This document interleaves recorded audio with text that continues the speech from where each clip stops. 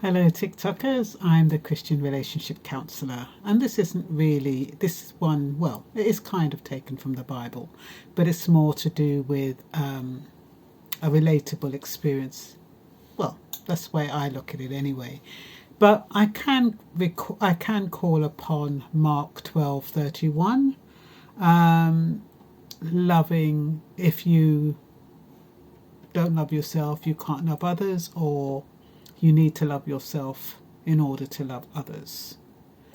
And I think about how many of us, we try to be someone that we're not. We become what we think others want. How many of you have done that? How many of you, well, maybe you've been married years and years, but if you haven't been married years and years, try to think back to when you first met your partner. And for those who are in the dating scene now, try to think about what you say to your potential partner in order to impress her. There are a lot of things that we do or we say in order to get on side with someone, in order to seek someone's validation, in order to just be accepted. For some reason, we don't have confidence that the person who we're interested in is going to love us just the way we are. We don't believe that. We do not love ourselves enough to believe that someone is going to accept us, warts and all. So we create the image that we think that they want. We tell them we love football when we don't. A lot of women will say, oh, I love football, when they don't, or they love sports. Men might say they like the art gallery when they don't, or the theatre when they don't, or there are so many things. They like certain foods and they don't even like going to restaurants. That's another thing. A lot of men will say, oh, I love going to a restaurant. They don't, but they know that's what a woman wants to hear, so they say that's what they do. Some men, they'll say they have a certain job in order to get a woman on side. And then a couple of weeks in, they'll make some excuse and say, oh, you never guess what, we got laid off or something. That woman will never have a chance to prove whether he ever had that job. And then years down the line, if they're still in a relationship, he might admit it.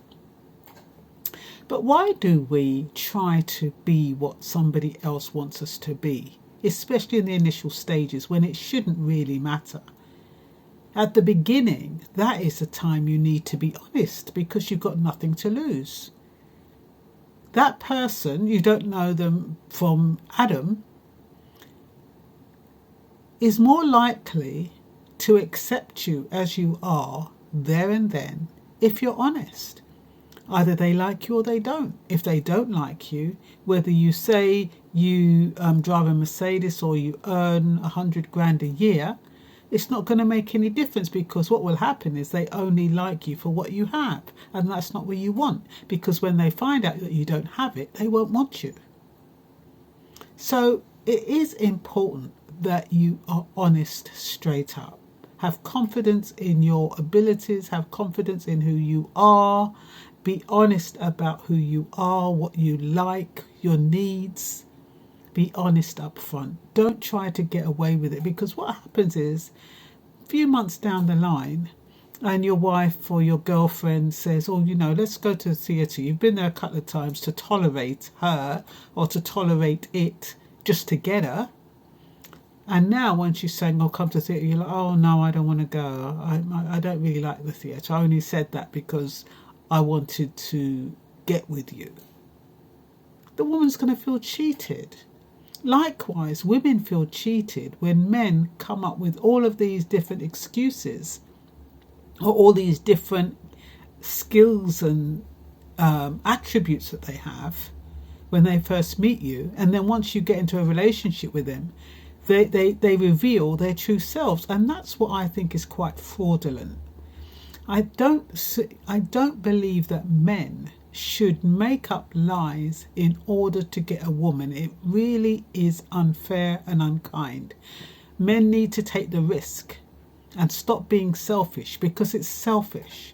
What you're saying in effect is, I want you, And I'm going to say and do anything to get you. It doesn't matter if it's true or not, because once I've got you and I've slept with you or whatever, you're now mine. You're not going to run off and leave me because we've now been intimate. But you've been intimate based on a lie. And the woman normally doesn't want to go leave a man after she slept with him, unless, they're more modern women, they don't really care. But most women, once they've slept with somebody, or if they like somebody, they're not going to jack that person in when they find out, well, it all depends what the lies are, to be honest, or what the deception is. But women do it as well. Women lie about their past, whatever it is, because they know if they tell their partner or their intended spouse their past, that person is not going to in their head, that person will devalue them, or they might not want to know them. So they keep their past to themselves. So what have I got here? How many lie when they meet somebody they like for the first time? They're trying to fit in. They want to be accepted. They really like the shebeen, but they say they like the opera. Can you imagine? You get some of these guys, though. They're really from the ghetto. They're roots people. The woman probably doesn't even care. But, for those few weeks, they put on, they go out, they put themselves in debt, buy suit and behave a certain way because they want a certain caliber of woman. So they deprive themselves for those weeks or however long it takes. Deprive themselves of what they really like to do, which is going to a dance or going to a club or whatever it is they like to do. But they deprive themselves so they get the woman on side. And when they've got the woman on side, that is when they reveal their true colours. Now, do you think that's fair? It's not fair. It's manipulation. It's deceit. It's fraud.